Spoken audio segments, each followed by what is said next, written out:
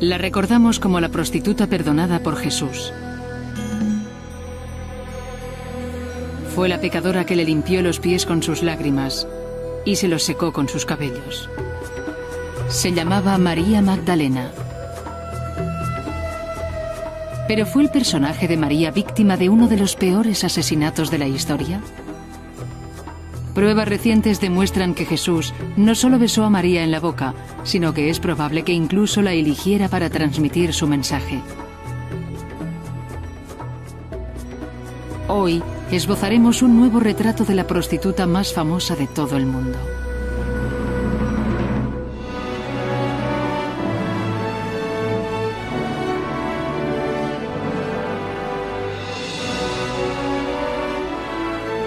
Misterios de la Biblia. La auténtica María Magdalena.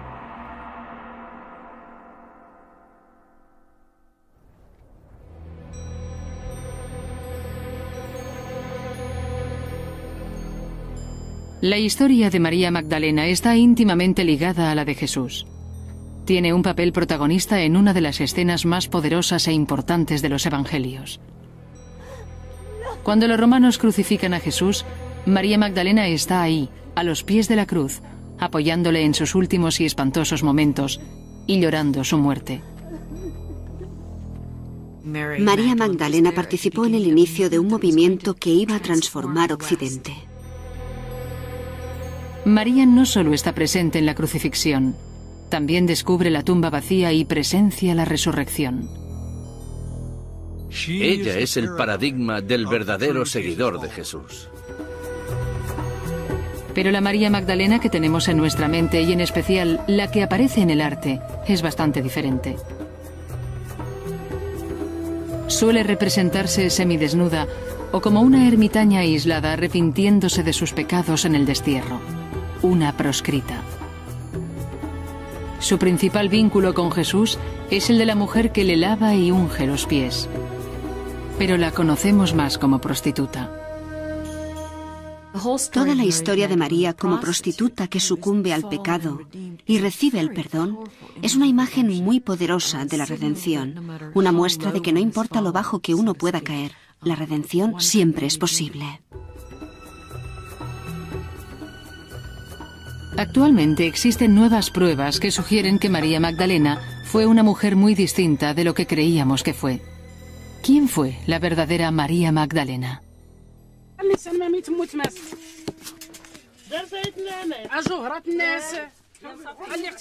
A pesar de que conocemos algo sobre la sociedad judía de la antigua Palestina de hace 2000 años, sabemos muy poco de María Magdalena.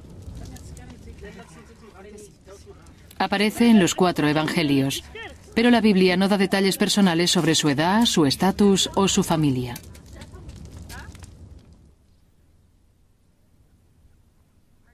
Su nombre, María Magdalena, nos da la primera pista sobre su verdadera identidad. Este sugiere que nació en una ciudad llamada Magdala. Sabemos que en la literatura antigua existe un lugar llamado Magdala.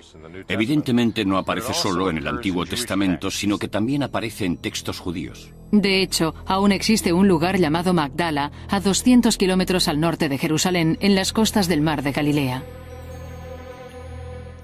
El nombre completo de la ciudad era Magdala Tericaea. Magdala parece referirse a una torre y Tericaea significa pescado salado. Por lo tanto, el nombre completo sería la Torre del Pescado Salado.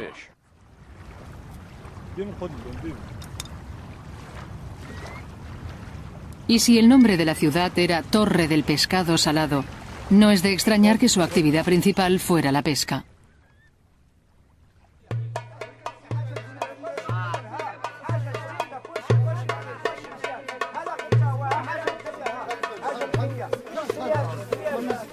Como habitante de Magdala, María pudo haber trabajado en el mercado del pescado. Y si fue así, tuvo que ser una vida muy dura.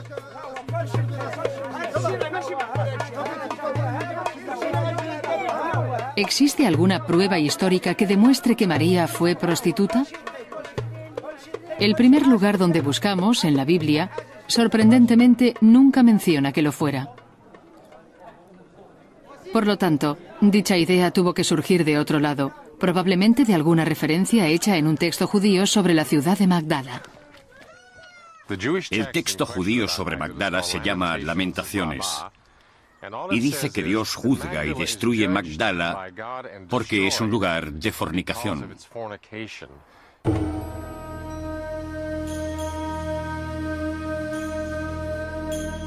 Esto podría explicar la mala reputación de María.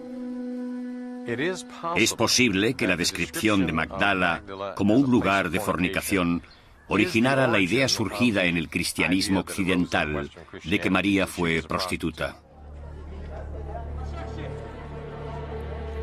Una serie de presiones sociales podrían haber causado el declive moral de María. Sabemos que existían burdeles por todo el Mediterráneo, y Galilea probablemente no era ninguna excepción. Formaba parte del Imperio Romano, quien cargaba muchos impuestos sobre las familias, y las mujeres solían pagar el precio más alto. La conquista romana y el gobierno del Imperio Romano habrían tenido un impacto bastante importante en Galilea. Económicamente habría supuesto la implantación de más y mayores impuestos sobre la población, lo que habría generado una mayor presión sobre las familias. Es fácil imaginar las consecuencias de dicho endeudamiento a medida que las familias se habrían empezado a desintegrar. Podemos incluso imaginar que las familias mandaban a las niñas como esclavas para pagar sus deudas.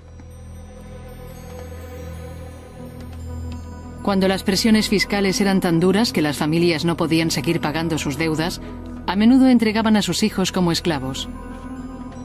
Tal vez ese fuera el destino de María Magdalena. Y una vez bajo el poder de un acreedor, de alguien que tenía el control de su vida y de su cuerpo, pensemos cuáles eran las posibilidades que tenía una mujer en la situación de María.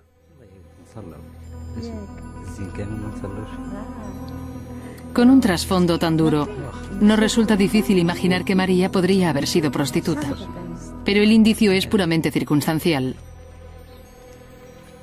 Su nombre, de Magdala, podría referirse a otra cosa completamente distinta. Simplemente que no estaba casada. Una mujer casada llevaría el apellido de su marido, pero María no lo tenía, lo que indica que era soltera. No hay nada en el limitado material que tenemos acerca de María en los Evangelios que sugiera que estuviera casada. No se la describe como viuda, ni tampoco se menciona que tenga hijos.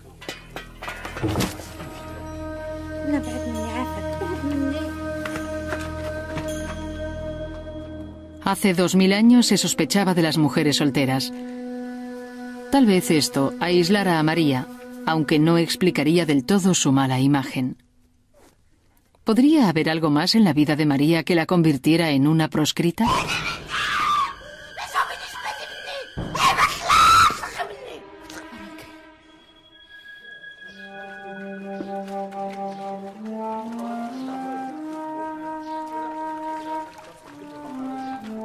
El Evangelio de Lucas nos dice que Jesús sacó a 7 demonios de María, lo que significa que estaba poseída por espíritus malignos.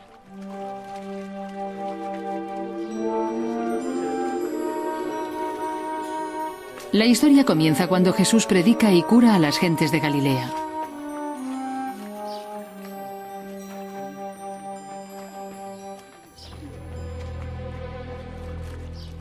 A Jesús se le conocía como un exorcista. En todos los evangelios, una de las principales actividades que Jesús lleva a cabo en la renovación de Israel son los exorcismos, las curaciones y la predicación de que el reino de Dios está a nuestro alcance.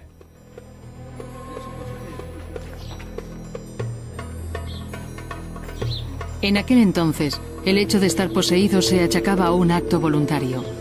Por eso María no despertaba demasiada simpatía con su problema. La gente creía que los demonios poseían a las personas que hacían cosas malas y que merecían ser poseídas, mientras que las personas buenas y virtuosas estaban a salvo de posesiones demoníacas.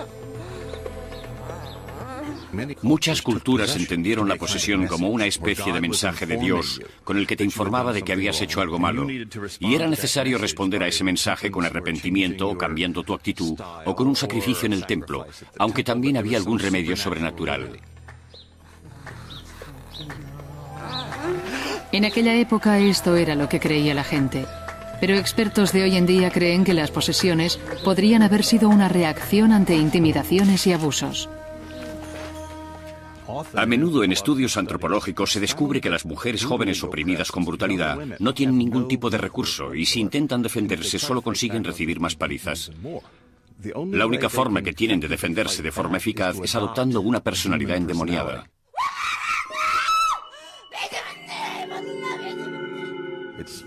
Es algo parecido a la locura como defensa, o dicho de otro modo, el demonio me hizo hacerlo. Es posible que María Magdalena luchara contra opresiones y se defendiera con personalidades demoníacas. Y si era así, esto podría explicar por qué María estaba soltera. El hecho de que estuviera poseída por 7 demonios podría explicar que no resultara una candidata a esposa probable ni atractiva para nadie. Fuera cual fuere el motivo de su posesión, según el Evangelio de Lucas, el exorcismo de María fue el catalizador que la llevó a unirse al movimiento de Jesús.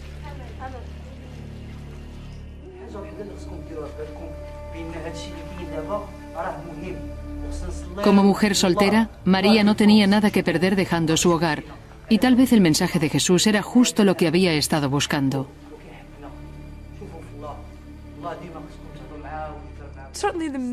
En realidad, el mensaje que se dice que predicaba Jesús es un mensaje particularmente atractivo para las personas marginadas de la sociedad.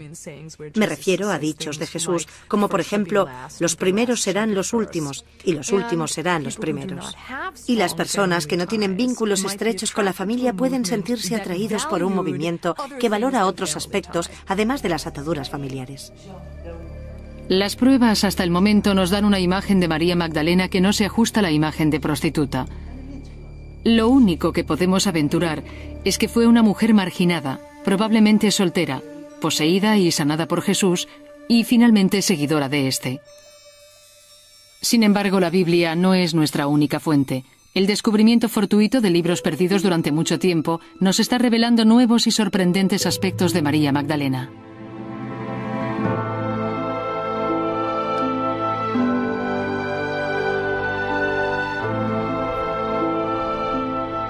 En el año 1945, en Nag Hammadi, al sur de Egipto, 2 hombres encontraron una tinaja de barro sellada. Con la esperanza de haber descubierto un tesoro, decidieron romperla para abrirla. Dentro descubrieron una gran cantidad de libros antiguos.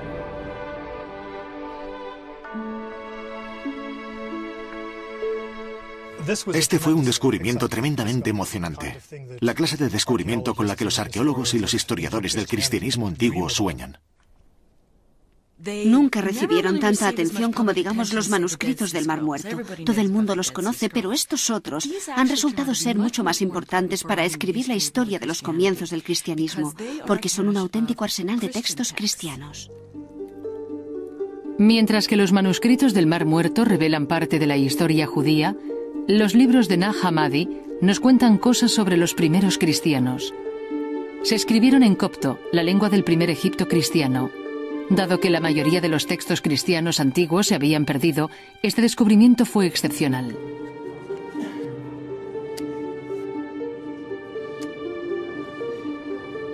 Stephen Emmel es un experto en copto y estuvo estrechamente involucrado en la restauración y en la traducción de los libros. Representan un corpus literario completamente nuevo sobre el primer período del cristianismo y nos abren una ventana a diferentes aspectos de ese primer mundo cristiano al cual no tendríamos acceso de ningún otro modo. El descubrimiento incluye el Evangelio de Tomás, el Evangelio de Felipe y los Hechos de Pedro. Ninguno de estos textos fue incluido en la Biblia porque no apoyan la doctrina cristiana, por lo que se consideran apócrifos. El Evangelio apócrifo es un libro del primer período del cristianismo que sí ofrece hechos escondidos y secretos. Por ejemplo, en los Evangelios del Nuevo Testamento se dice que tras la resurrección, en algunos casos, Jesús dedicó algún tiempo a hablar con sus discípulos, pero no se nos desvela demasiado sobre lo que dijo. Pues bien, en los Evangelios de Nag Hammadi es posible leer lo que dijo.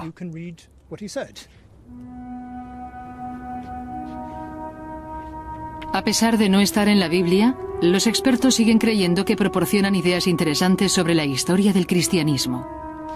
Este es evidentemente el mayor interés de este tipo de literatura.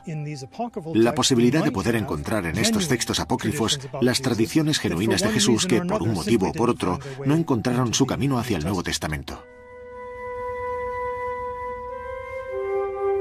Y por primera vez en centenares de años, había una fuente de información sobre María Magdalena. Sin embargo, estos libros también revelan algo sorprendente acerca del porqué de su presencia en el círculo de Jesús. María Magdalena aparece con frecuencia como uno de los discípulos destacados de Jesús.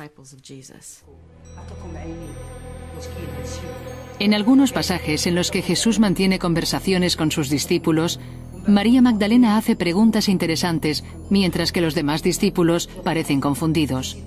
Ella es la única que le entiende. Esto contradice la imagen tradicional de María Magdalena, una prostituta reformada que vaga alrededor del movimiento de Jesús.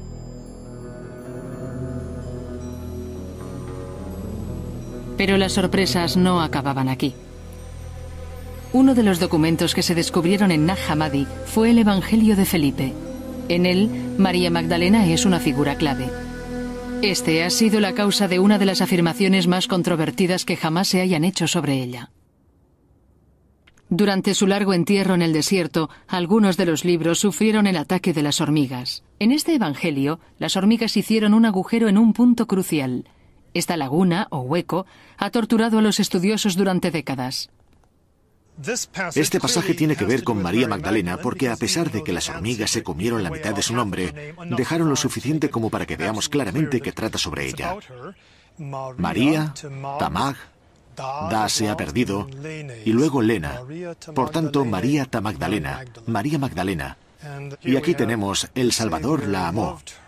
La pregunta es, ¿qué viene después? Por la forma de proseguir en la siguiente página podemos restaurar parte del texto. Los discípulos preguntaron al Salvador por qué ama a María Magdalena más que a ellos. Y esto nos permite restaurar esta laguna. El Salvador la amó más que a los otros discípulos. Esto implica que María y Jesús tenían una relación especial, que ella era su compañera favorita, más cercana que los demás discípulos. Los agujeros de las hormigas sugieren una conexión aún más íntima. Y él la besaba. Al principio de esta línea tenemos en su, y luego otra laguna. Y evidentemente este hueco, este texto desaparecido, ha sido objeto de muchas especulaciones por parte de los estudiosos. ¿Dónde la besaba exactamente? Lo más probable es que fuera en la boca. Es posible afirmar con seguridad que aquí dice esto gracias a la gramática cóptica y a la longitud del hueco.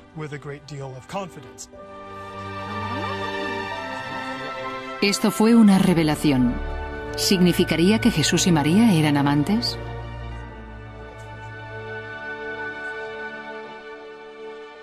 Mi propia noción de quién pudo ser Jesús probablemente habría excluido relaciones realmente íntimas con cualquier persona. Él era alguien que ya vivía con un pie en el otro mundo y además la mayoría de sus contemporáneos que sucumbían a dichos comportamientos mundanos eran considerados hipócritas. Y no creo ni por un segundo que Jesús fuera un hipócrita.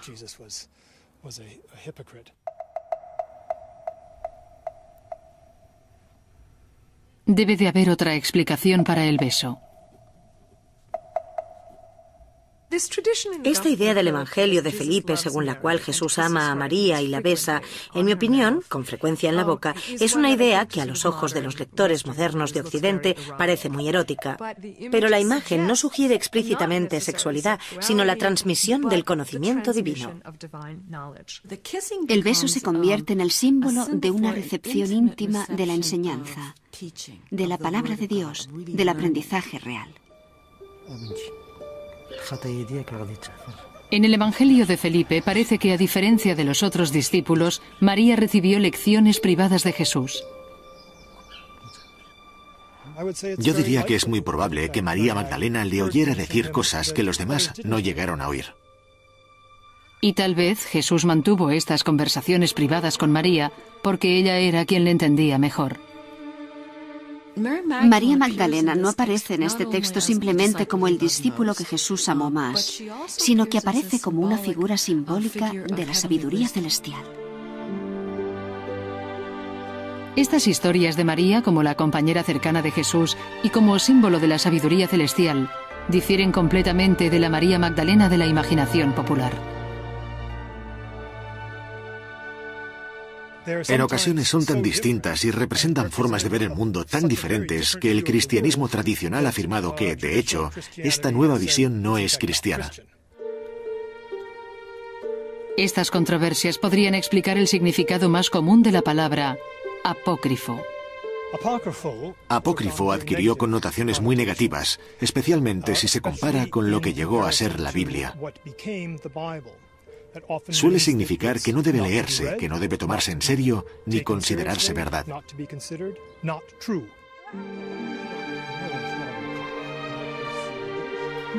Muchos consideran los contenidos de estos libros leyendas. ¿Podemos creernos el Evangelio de Felipe? ¿Fue María realmente la compañera más cercana de Jesús? Existen otras pruebas que demuestran esto, y algunas de ellas aparecen incluso en la misma Biblia.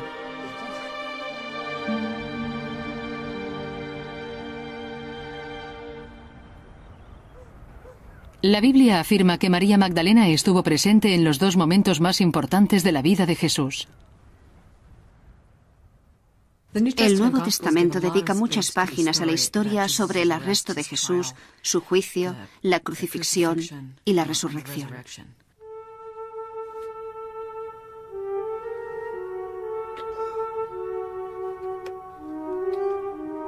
Un grupo de mujeres, incluyendo a María, estuvo presente en la crucifixión. En la crucifixión aparecen María Magdalena y otras mujeres. Los discípulos han huido empujados por el miedo. Las mujeres se han quedado con Jesús, están ahí como testigos de la crucifixión.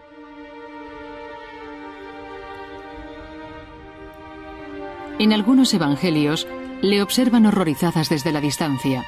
En otros, lloran a los pies de la cruz. El Evangelio de Juan dice que dieron de beber a Jesús e imaginamos que fue alguna de las mujeres, tal vez María.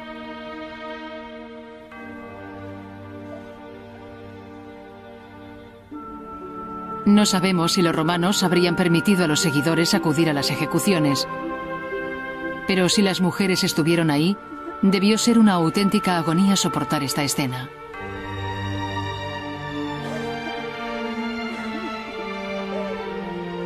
El sufrimiento de Jesús se prolongó y finalmente el hombre cuyas enseñanzas habían transformado la vida de María murió. Y tal vez muriera también su movimiento. Sin un líder, los seguidores podrían fácilmente haber caído en el desorden y el colapso total.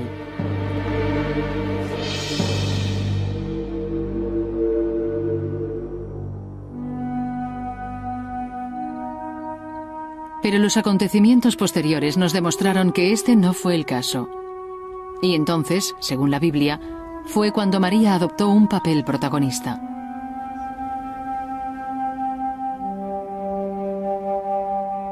Después de su muerte, el cuerpo de Jesús fue enterrado en una tumba cavada en las rocas. Se nos ha contado que María Magdalena fue una de las mujeres que veló la tumba de Jesús. No resulta difícil imaginar la aflicción que debió sentir al ungir el cuerpo de su Mesías.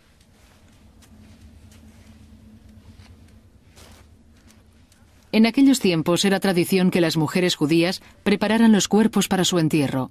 Los cadáveres se consideraban sucios y por eso era siempre tarea de la mujer el prepararlos.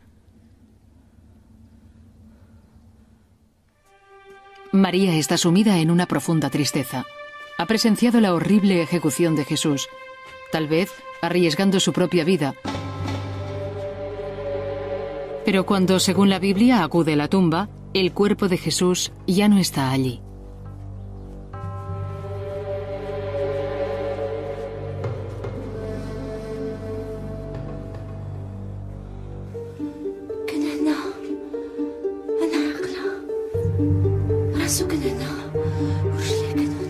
El mayor relato sobre el rol de María tras descubrir la tumba vacía lo encontramos en el Evangelio de Juan. María queda en estado de shock y corre al lugar donde se encuentran reunidos los discípulos para contarles lo sucedido.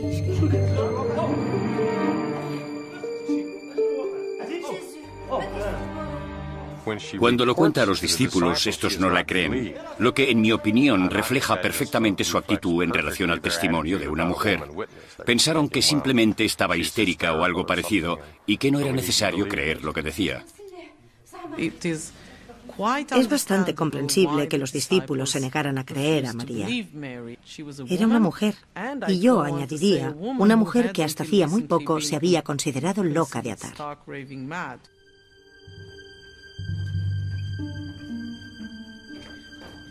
Como no cree en lo que dice, Pedro y otro discípulo cuyo nombre no se menciona vuelven con ella a la tumba para comprobar los hechos personalmente.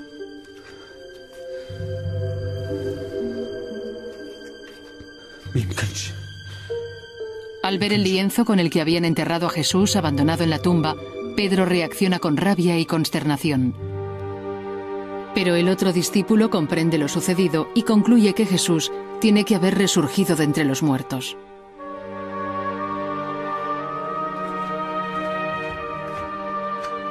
Los dos salen al exterior sin mirar de nuevo a María.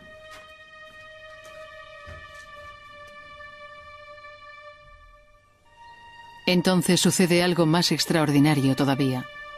Es el mayor momento de María Magdalena.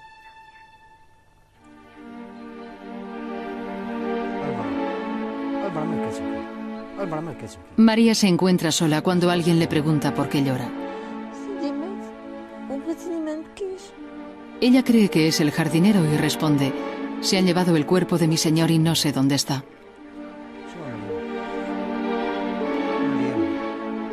La figura pronuncia su nombre y entonces ella ve a Jesús.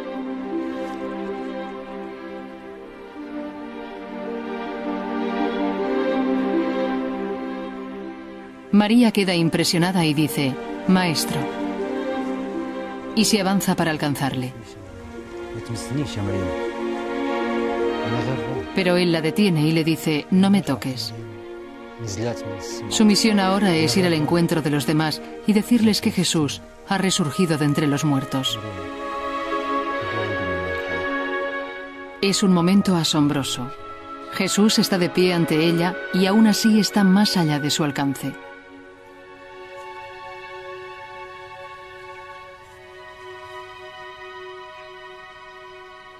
No podemos saber si Jesús realmente apareció resucitado ante ella o si María simplemente creyó verle. Pero fuera como fuere este momento, la experiencia de María hizo que el cristianismo tomara un nuevo rumbo. Se desarrolló un nuevo concepto que no tenía nada que ver con lo que Jesús había predicado. Se trata de la idea de que Jesús no murió, o dicho de otro modo, que murió, pero que resurgió de entre los muertos porque era el Hijo de Dios, lo cual sugeriría que evidentemente no había motivo alguno para desintegrar el movimiento. Esta idea fue la idea de María Magdalena.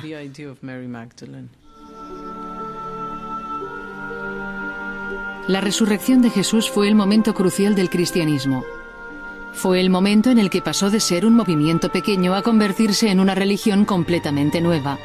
María Magdalena fue una figura clave en esta transformación. Podrían pensar que, como mínimo, María tuvo que ser reconocida como un apóstol más, uno de los primeros misionarios que fundaron la religión, puesto que cumplía todos los requisitos explicitados en la Biblia. Y si nos fijamos en el Evangelio de Lucas, este afirma claramente que para convertirse en apóstol es necesario haber participado en la maestría de Jesús, haber presenciado su muerte y resurrección y ser capaz de salir y predicar el verdadero Evangelio que él dejó como legado. María Magdalena encaja perfectamente en este perfil. Sin embargo, este es un rol que la Biblia nunca concede a María. En ningún punto del Nuevo Testamento se menciona a María Magdalena como apóstol.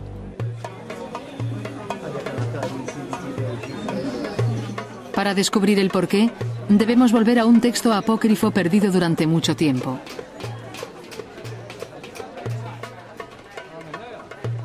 En un bazar del Cairo, en el año 1896, un estudioso alemán encontró por casualidad un antiguo y curioso papiro.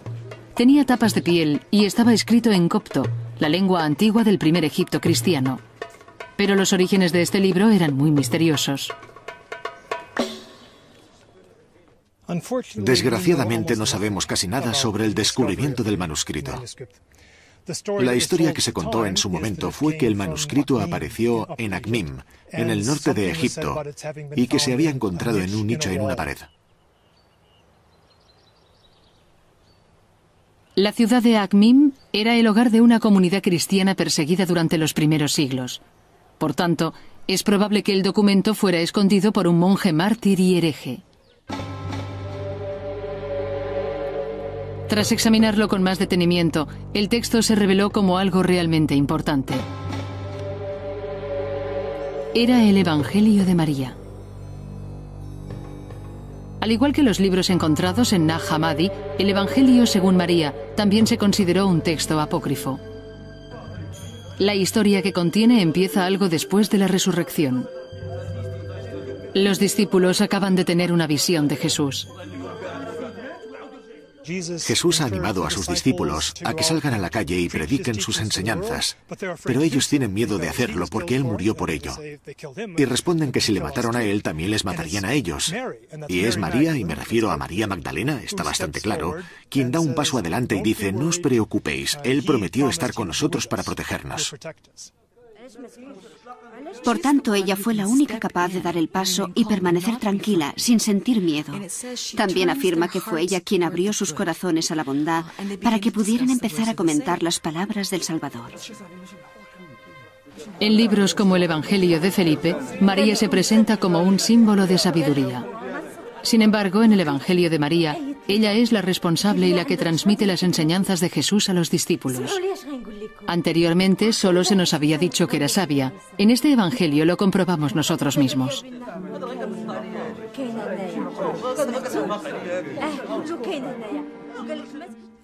Llegados a este punto, Pedro pide a María que les explique algo de lo que pudiera haber escuchado y que los demás discípulos no supieran.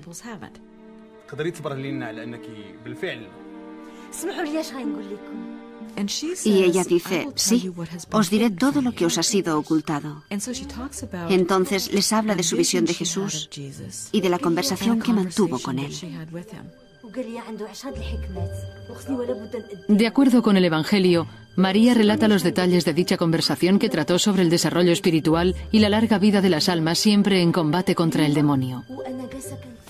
Sin embargo, es aquí donde surge la controversia y Andrés interviene y dice: bien, no sé qué pensaréis vosotros, pero todo esto me parece muy extraño y tengo la sensación de que nos está transmitiendo enseñanzas distintas a las del Salvador. Este fue, sin lugar a dudas, un tema de disputa. Al menos había un discípulo que dudaba de la veracidad de las palabras de María, y lo peor aún estaba por llegar.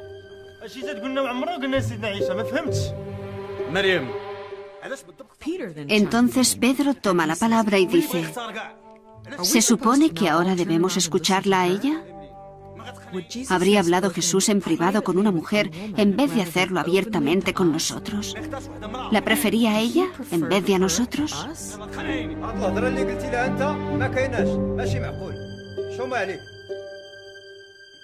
Mateo defiende a María y apacigua el ataque de Pedro contra ella. De acuerdo con el texto, el problema de Pedro era el hecho de que Jesús hubiera escogido a María y no a los demás discípulos para interpretar sus enseñanzas. Pedro ve a María como una rival al liderazgo del grupo. Se la describe como el discípulo que comprende realmente, o si lo prefieres, que entiende realmente lo que sucede y las enseñanzas. El texto deja claro que lo que la califica como líder del grupo es su madurez espiritual. La ironía, evidentemente, yace en el hecho que la gran mayoría ve a Pedro como el pilar sobre el que se estableció la Iglesia. Es la figura del discípulo principal, y María Magdalena, en el mejor de los casos, es una especie de figura secundaria en el reparto de personajes. Con todo, el Evangelio de María supone una contradicción tan grande a nuestra visión de María Magdalena que debemos asegurarnos de su autenticidad. Al fin y al cabo, nadie sabe de dónde salió, Y a diferencia de otros textos cristianos, no existía referencia alguna a dicho texto antes de que se encontrara. Lo fascinante del descubrimiento del Evangelio de María es que no sabíamos de su existencia, no sabíamos ni siquiera el título. ¿Cómo podemos saber que se trata de un documento antiguo auténtico y no de una falsificación? Ayudaría a saber su antigüedad. Los textos cópticos son difíciles de datar con precisión. Sorprendentemente, se encontraron 2 fragmentos más del Evangelio en un montón de basura, y estos estaban escritos en griego, lo que facilitó la datación. Los fragmentos griegos pueden datarse basándose en su caligrafía. Esta indica que el Evangelio de María fue escrito probablemente a principios del siglo III, o tal vez incluso en el segundo. En su calidad de experto en copto mundialmente reconocido, Stephen Emmel opina que es auténtico. Si alguien hubiera querido crear adrede esos manuscritos en tiempos modernos, habría necesitado una genialidad que, en mi opinión, simplemente no existe. Tendría que haber sido alguien capaz de fabricar papiros utilizando técnicas que se perdieron hace miles de años. Tendría que haber tenido un conocimiento del copto que fuera mucho más allá del conocimiento que los mayores especialistas en dicha lengua jamás hayan conseguido. Y tendría que haber construido un mundo entero que nadie más conociera con todo lujo de detalles. No es creíble que alguien pudiera conseguir tal falsificación. Si el Evangelio de María es verdadero, podría explicar la razón por la que María Magdalena desapareció de la Biblia. De un modo muy controvertido, este Evangelio muestra una imagen muy distinta de los discípulos.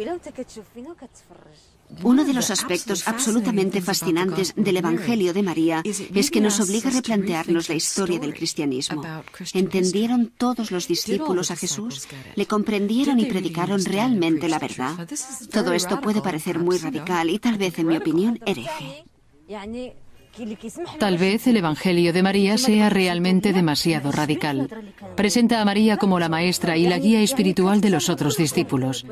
Ella no es simplemente un discípulo, ella es el apóstol de los apóstoles. Hemos visto indicios de que María Magdalena no fue solamente la compañera más cercana de Jesús, sino también un líder, y con todo, seguimos conociéndola solo como prostituta. ¿Cómo pudo distorsionarse tan drásticamente su reputación? La autoría del Evangelio de María oculta una clave. María no escribió el Evangelio. De hecho, hacía tiempo que había muerto. Sin embargo, los expertos tienen una idea de quién pudo escribirlo. Yo me aventuraría a decir que fue una mujer. Creo que debemos asumir que fue escrito por alguien que pertenecía a una comunidad cristiana en la que las mujeres tenían un papel importante, pero en la que dicho rol estaba en disputa. El Evangelio de María surgió del modo en que los primeros cristianos se reunían y la creación de dichos grupos se perfiló en función de dónde se encontraban. Las primeras iglesias se reunían en casas y atraían a amigos y gente por el estilo. Comer juntos era una de las prácticas principales de estas comunidades. Y como las casas eran de dominio femenino, las mujeres jugaban un papel predominante dentro de esas comunidades. Las mujeres adquirían toda clase de rol, como apóstoles, maestras, cabezas de familia, parroquias, etc. En la carta de Pablo a los Corintios vemos, por ejemplo, que había mujeres profetas en las comunidades cristianas. Sin embargo, en el siglo II y en el III ya empezaron a surgir diferencias entre los grupos liderados por mujeres y los grupos liderados por hombres. Dentro de algunos grupos del primer período cristiano, María Magdalena se convirtió en una figura clave, una especie de figura prototipo y en especial de figura cristiana femenina.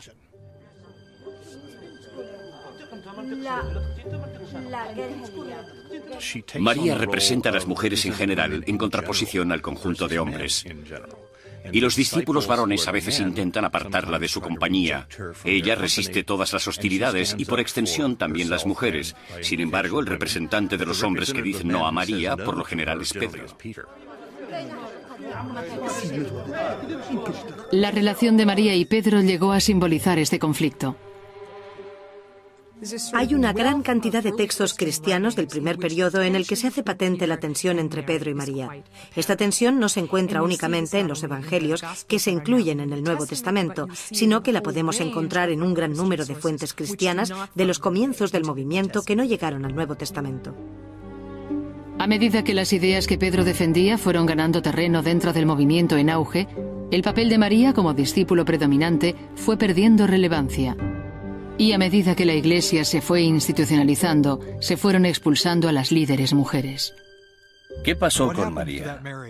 Simplemente tuvo que ser la víctima de la lucha por el poder, la víctima de cómo se escribió la historia. ¿Y quién escribe la historia? Los hombres la escriben. En los siglos IV y V, el simple hecho de que las mujeres ejercieran el liderazgo público se consideraba herejía. Por tanto, las mujeres no podían ser ordenadas obispos, párrocos, etc. Desde ese punto de vista, María Magdalena se convierte en un verdadero problema, porque su figura puede utilizarse para validar el liderazgo de las mujeres en la Iglesia. Esta era una imagen de María que no resultaba demasiado popular entre los líderes de la creciente Iglesia en Roma. María Magdalena estaba a punto de experimentar su caída.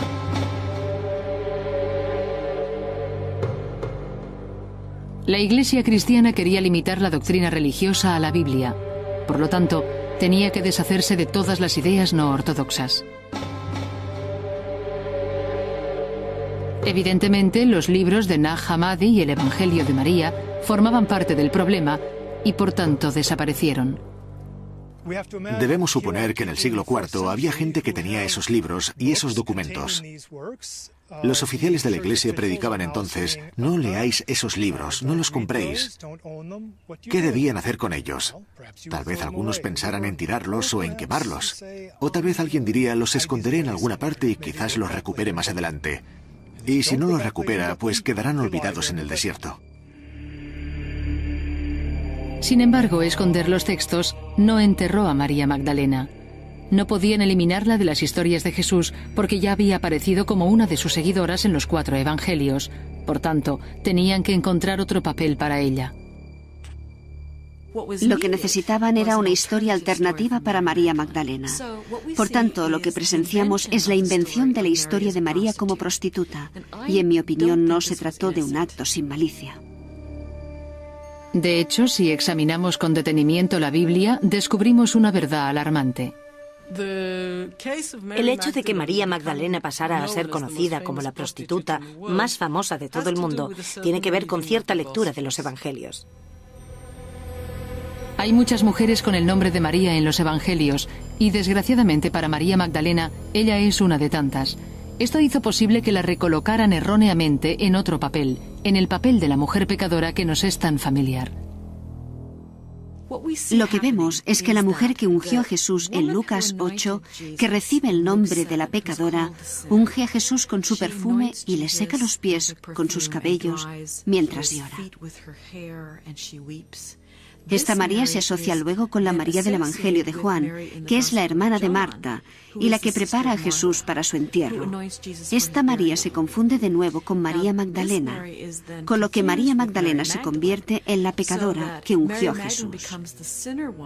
Y de ahí solo hay un paso hasta identificar a María Magdalena con todas las pecadoras sin nombre que aparecen en los Evangelios. La cuestión era que si se trataba de una mujer, ¿qué clase de pecadora podría ser?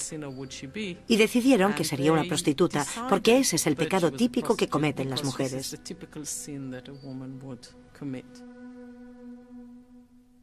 Una de las formas de insultar a una líder femenina es relacionándola con comportamientos sexuales inapropiados o con la prostitución.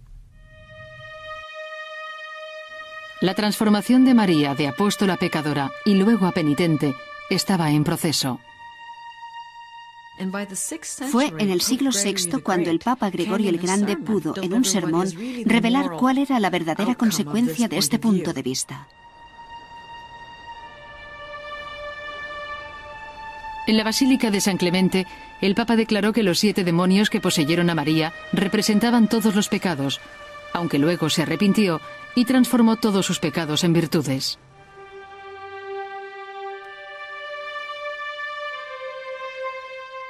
Así, María Magdalena, la apóstol principal, se convierte en María Magdalena, la prostituta arrepentida. María Magdalena tenía un nuevo rol. La cada vez más poderosa Iglesia animaba a los que se convertían a la fe cristiana a confesar sus pasados pecaminosos, y María era el modelo ideal para ello. Se convirtió en una figura muy importante porque podían utilizarla para demostrar que las mujeres necesitaban arrepentirse, que el pecado de la mujer era sexual, y para compararlas con la Virgen María.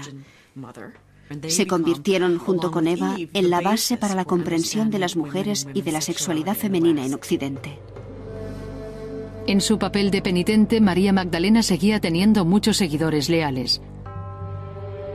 Pero desgraciadamente su reinvención como pecadora dejó una astilla clavada en su nombre. Afirmar que es prostituta no es una afirmación positiva, ni siquiera en una tradición en la que la penitencia se considera algo muy importante y en la que el arrepentimiento se ve como algo que deberían experimentar todos los seres humanos. La Iglesia Católica añadió un día en el santoral con el nombre de María y también le dedicó iglesias. Pero siempre fue el santo que representó el arrepentimiento. Tal vez sea el momento de revisar el legado de María. Deberíamos recordarla no solo como una seguidora de Jesús, ni como alguien que tuvo una visión de Jesús, sino como alguien que probablemente fue el líder de los inicios del movimiento cristiano. Creo que también deberíamos recordar la historia sobre cómo la convirtieron en prostituta, porque esa historia puede enseñarnos mucho de muchas formas, pero no es ella. Deberíamos verla como alguien que jugó un papel muy importante en el movimiento de Jesús. Debemos tener en cuenta que fue testigo de la crucifixión y de la resurrección. Ella y otras mujeres estuvieron con él desde el principio, y más adelante fue la figura opuesta a Pedro.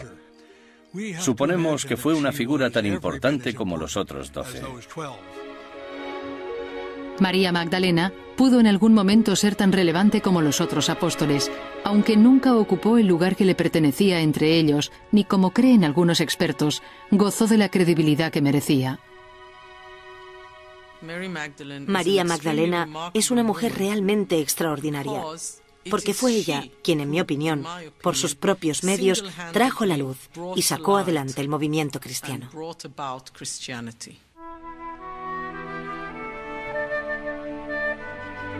En 1969, la Iglesia Católica reconoció que María Magdalena había sido injuriada. Retiraron la etiqueta de penitente de su santo, pero aún así, todavía hay muchos que la conocen como prostituta. La campaña contra María Magdalena empezó hace tantos siglos que ahora resulta difícil reclamar la verdad. Sin embargo, tal vez algún día esta extraordinaria mujer sea reconocida por lo que realmente fue, una de las fundadoras de la fe cristiana.